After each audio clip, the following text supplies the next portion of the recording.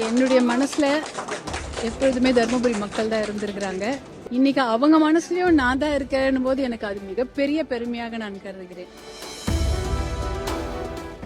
தமிழ்நாடு சட்டமன்ற தேர்தல் 2026 பாட்டாளி மக்கள் கட்சியை சேர்ந்த முனைவர் சௌமியா அன்புமணி ஆகிய என்னை தர்மபுரி சட்டமன்ற தொகுதியின் சட்டமன்ற உறுப்பினராக தேர்ந்தெடுத்த தர்மபுரி மக்கள் அனைவருக்கும் என் மனமார்ந்த நன்றியை நான் இன்று தெரிவித்துக் கொள்கின்றேன்.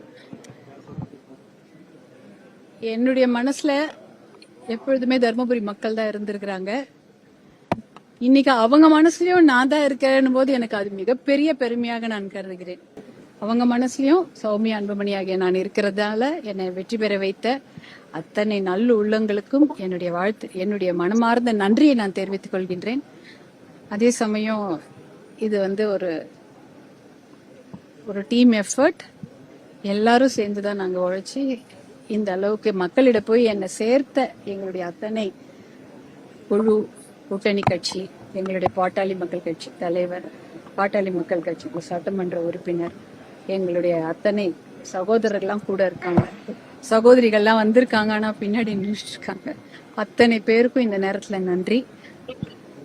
எங்களுடைய இது ஒரு வெற்றி, இது கட்சி வெற்றியாக மட்டுமல்ல, இது எங்களுடைய மகளிருக்கான வெற்றியாகவும் நான் பார்க்கின்றேன்.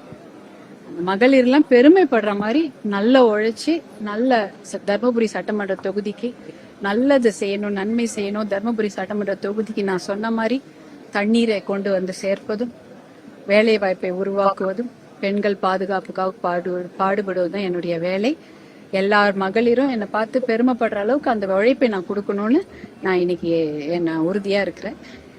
எனக்காக இவ்வளோ பேர் வேலை செஞ்சாங்க. அவ்வளோ பேரும் நாங்க ஒருத்தர் தான் வெற்றின்னு அது ஒரு பேர் போட்டுக்கிறத விடவும் இத்தனை பேரும் இதுக்காக வேலை செஞ்சாங்க. அவர்கள் அனைவருக்கும் என்னுடைய மனமார்ந்த நன்றியை தெரிவித்துக் கொள்கின்றேன். இது ஒரு குழு முயற்சி, எல்லாரும் இருந்தோம். பாமக வெற்றி பெற்ற வேட்பாளர் டிவிக்கு போறதா சொல்லி சமூக வலைத்தளங்கள்ல பரவிடுது. அது நான் இந்த சட்டமன்ற தொகுதியோட வேட்பாளர், இந்த தொகுதி சட்டமன்ற உறுப்பினர் தான்.